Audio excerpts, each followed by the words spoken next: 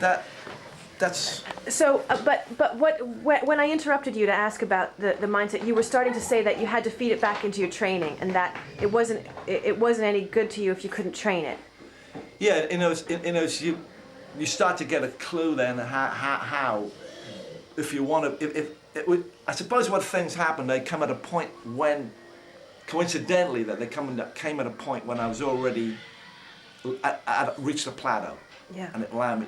It's like when I watched Gallagher, that occurred almost at a plateau as well, when I noticed how he twisted how he fell off a cupboard and twisted his head one way and his body the other way. And I realized how the body, I didn't realize at the time, but by trying to find out how he actually did that, made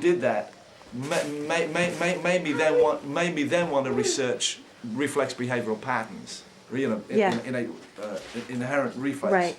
And between behavioral patterns. And that then allowed me, this twisting idea, I put into a kit, into my technique, and it made it better.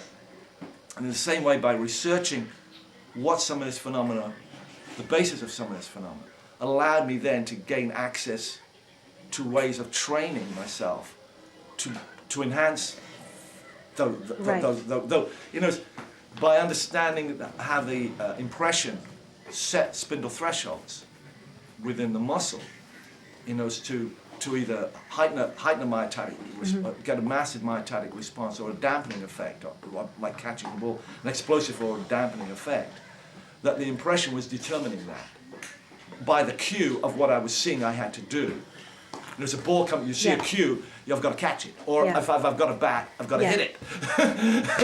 Or I've got to bunt it, or I'm going to knock it out of the stadium. But the impression was there, and the generated forces by which to do that were there. And there was a spindle there which needed to be trained and to respond to that impression. And so that you've got plyometrics, but sometimes plyometrics is simply doing an exercise devoid of actually a stimuli. You were telling me the other day that plyometrics is external. Yeah, and what you're doing is internal. I'm trying to understand the principle of how this recruitment of motor units takes place, and how to stimulate it. Yeah. So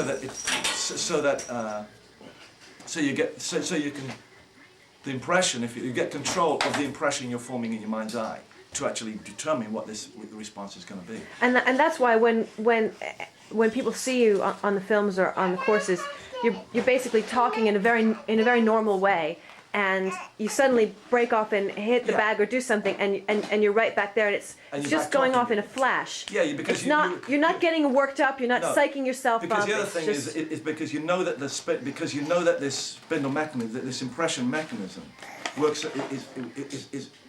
determines the reactive sensitivity of the recruitment. If you didn't have it, because it's on a feedback loop, you'd always be too late. So, but by forming this impression, immediately acting upon it, so bang, you feel, experience this expression, this image, and you explode. But if you were to think about it, then it's almost like you formed a second impression. For example, the Golgi tendon, if you like, is one which will inhibit this kind of tension in the muscle to save the muscle from rupture, from tearing. Right. You don't give that chance to operate.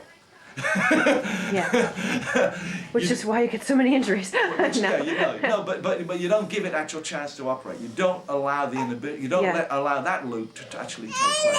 And you train yourself to exceed that.